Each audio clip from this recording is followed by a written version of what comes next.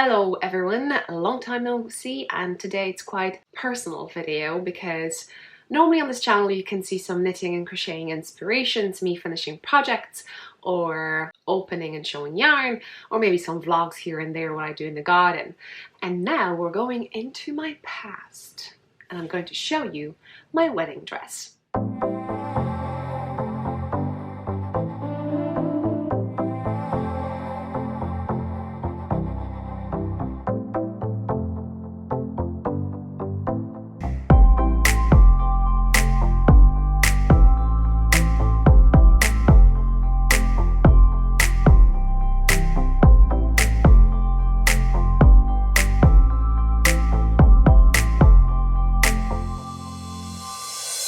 I think this video is for those who likes to go back to someone else's past and see what they were up to, and especially during their wedding day. Second of all, maybe an ideas in case someone want to get married and would want to have it quite different like I wanted to have. And the three, I'll try to go through the dress, and I'm more of a knitter than a crocheter, but basically we will go through how it is made, what yarn was used over here, and keep on watching. Long story short, unless you want to hear the longer story, leave the comment down below and let me know. We were on the low budget, we wanted to keep it small because I always was in the kind of knitwear zone. Even though we didn't have Facebook or YouTube or Instagram or anything like that, I always wanted to have a simple wedding. And financial aspect of having a wedding completely frightened me up, and luckily I met a person who did not really mind me going low-key. I think that's the word for it. My dream wedding was to pay it all by ourselves without taking a loan. When my husband proposed a few years ago, he proposed in a small mountain village where you have loads of log houses. That area is so close to my heart because they're still kind of grab the tradition and folk and all those crafty bits like crocheting. In the houses you can see wooden tables, and you would have a crochet tablecloths on them instead of drapes. There would be like crochet stuff in the windows, and it's just a beautiful place to go, even if you don't have a wedding. Therefore, I wanted to blend that area when we decided that we want to have a wedding there. And I was really thrilled and excited that Sub does not mind me to wear a crochet dress. But to make one, find one, was a big challenge. I could make one now, but not that time. And especially that I didn't have so much time on my hands to create something like that.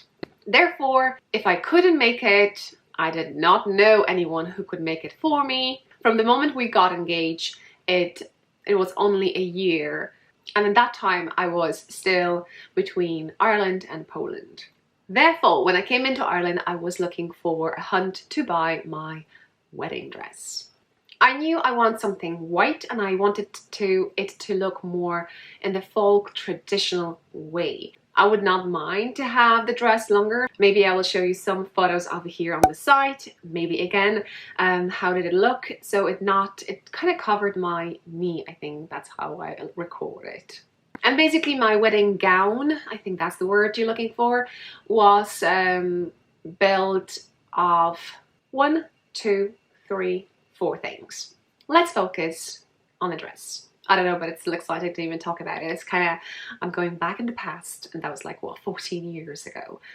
Anyway, well, it is not easy to find anything for me to wear, and probably that's why I'm into knitwear, because I'm 5'10", which is 177 centimeters, which is like basically in the 90s, a typical height for a model. Definitely in Poland, I wouldn't be able to find anything over that, especially that time, literally everything kind of stopped at a size 12 or 14. That was max, nothing more than that in the shops. That was a bummer. So anyway, I knew that when I come back to Ireland, I may have bigger chances to find something, and actually all pieces I bought in Ireland. So first things first, I was looking for a dress and obviously shoes, because I'm quite tall, as I mentioned now. Seb is slightly taller than me, but if I had that little heel you may notice on the picture over here, I was equal size to him. or I was asked told. First I found a dress and I got it on sale.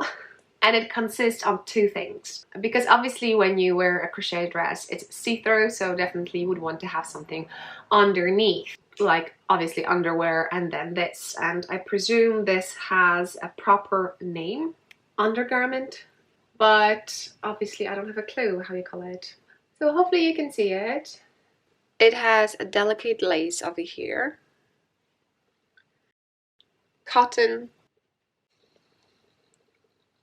and we have a bit of lace and this little bit. And then the main thing was dress itself. When I saw it, I knew it's perfect because, you know me, I have that little thing about my arms, so I wanted to have them covered so I feel more comfortable, and that the neckline wasn't too big, because when you put the other one, kind of comes, that little lace comes out of that, and nothing was see-through, and that little piece of this was coming out of that. It wasn't, and it isn't a length you would normally wear for a wedding, I think, because normally you go to the ankle length or like an A-line shape dresses, which are beautiful, obviously dream to come true, but well, I had to work with the thing that I had. As I said, it was on sale, so I only bought it for €15, my wedding dress. So it was very a minimalist theme going over here. I bought it in one shop. I don't know how it was called, but I think it's nothing fancy. The brand is Bay and size 12. And this I got separately and it was size 10. But I think overall it was kind of 15 to 30 euro. Hopefully I will be able to put it on and show it to you how I look now, 14 years later, if I can squeeze to it. And then I got shoes. I got shoes in TK Maxx, and they were the most expensive thing that I got. I don't have them anymore because I decided that I don't wear them, so I decided to pass it on to someone else. Very good quality, and quite expensive. I think they were like €100. And then, because we were getting married in October, we didn't get married in October, we had a wedding in October. So when we had a wedding in October, I knew that I had to put something on the top of my dress, and I found in TK Maxx a sweater that had fake fur inside with a hoodie. So that was a cool part. And a fun fact was that one of our guests who lives in Ireland also got that sweater without knowing that I'll be wearing it as my wedding gown, was nicely asked if she wouldn't mind to not to wear it during the ceremony. Oh, yeah, fun fact. Okay, I hope you enjoy my little path, and now let's see if we can sort it out and figure out how this dress was made and what kind of tools were used. First things first, I know for sure that this is 100% cotton. It feels like cotton, it's very drapey, it's very kind of feeling that you have those washcloths made for you if you've ever had a washcloth. So it's not the best feeling, it's not silk, it's not wool, it's just literally drapey and doesn't stretch fabric. I'm going to weight it, so on the screen now you can see how many grams this dress has, and from perspective and the thickness of the threads. Check it out on the screen now. I could say it was done on 2 millimeters. Do I have any crocheters over here? What would you say? 2 millimeter hook? So let's talk about construction. If I were making this dress, I probably would start, as they probably did start, from the waistline. So I'm not sure how you would start, but basically the sleeves are connected to actual dress. You could probably start from the top and go down with a V neck. Going down to the waistline, they changed the design. They put some actually workable, you could kind of squeeze it if you wanted to, string, which is like literally a shoelace but without an end, and then easy peasy continue down with some squares, and then go back and do the sleeves. There's one theme of actual pattern going through, and I'll try to show you one, maybe like this. So hopefully you can see it. This is a beautiful, beautiful kind of a flower. And the first back of this, and the first back of the dress is made of 4 of these, and then we have halves on the side, and then it's connected, and we go down below. And as you can see, you could see 2 and another 2 on the side.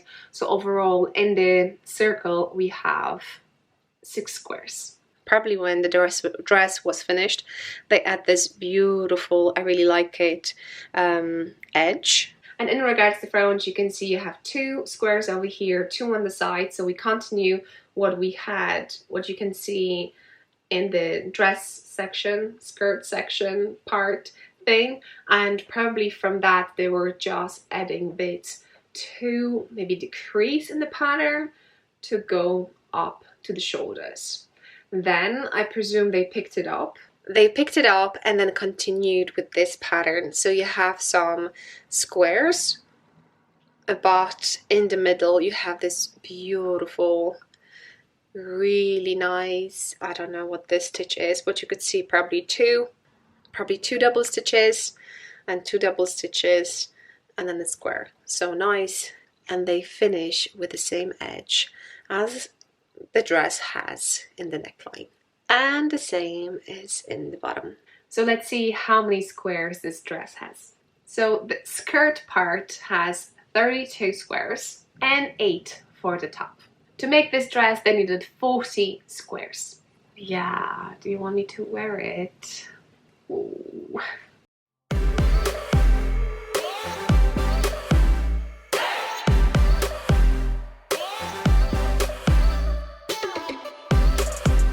Well, I hope you didn't mind me to goofing around a little bit in the dress. I really like it, and to be honest, I wouldn't change it for anything else. Share down below either perfect wedding dress or the one that you wore, the one maybe you would want to wear, or one that someone else wore it and you really liked it.